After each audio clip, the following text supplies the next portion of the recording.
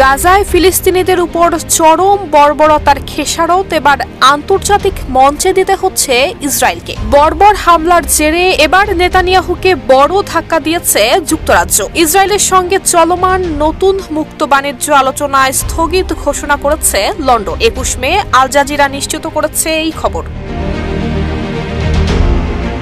যুক্তরাজ্য সরকারের তরফে জানানো হয়েছে, গাজায় ইসরায়েলের সামরিক তাণ্ডবের কারণে তারা নতুন করে কোনো বাণিজ্য চুক্তির দিকে আগাতে রাজি নয়। এই ঘোষণায় স্পষ্টভাবেই উঠে এসেছে বোমাবর্ষণ, স্থল অভিযান এবং ত্রাণে বাধা সৃষ্টি করে ফিলিস্তিনি জনগণকে দুর্ভিক্ষের মুখে ঠেলে দিয়েছে ইসরায়েল। 21 মে ব্রিটিশ পার্লামেন্টের পররাষ্ট্র সচিব ডেভিড ল্যামি কড়া ভাষায় বলেছেন, ইসরায়েলের গাজা এবং পশ্চিম তীরের নীতিগুলো সম্পূর্ণরূপে নিন্দনীয়। সিল্কোর সিল্ক অ্যান্ড শাইন, যাতে আছে আর্গান অয়েল ও ওট প্রোটিনের গুডনেস, যা আপনার চুলকে রাখে হেলদি অ্যান্ড শাইনিং। তিনি আরো জানান, অবৈধ বসতি স্থাপন এবং ফিলিস্তিনি জনগণের বিরুদ্ধে সহিংসতা চালানোর দায়ে নতুন করে আরো ব্যক্তিবিশেষ, বসতি কেন্দ্র এবং সংগঠনের বিরুদ্ধে নিষেধাজ্ঞা আরোপ করা হয়েছে।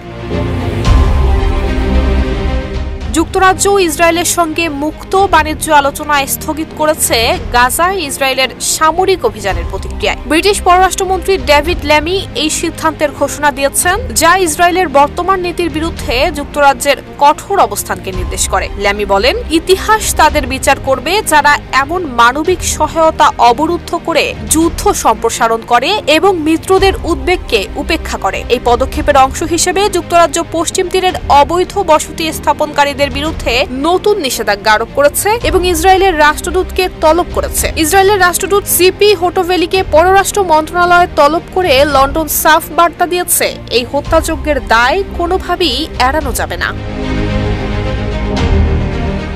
ব্রিটিশ প্রধানমন্ত্রী কিয়ার স্টারমারও মুখ খুলেছেন এবার। তিনি বলেছেন, গাজায় শিশুদের উপর যে দুর্ভোগ চলছে তা এক কথায় অসহনীয়, যুদ্ধ থামাতেই হবে।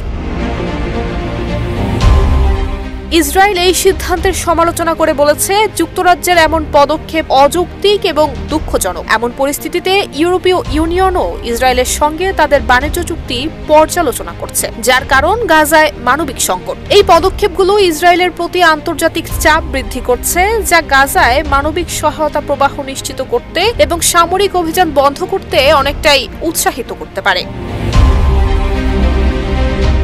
নুসরাত জাহান মেহেক, ঢাকা পোস্ট।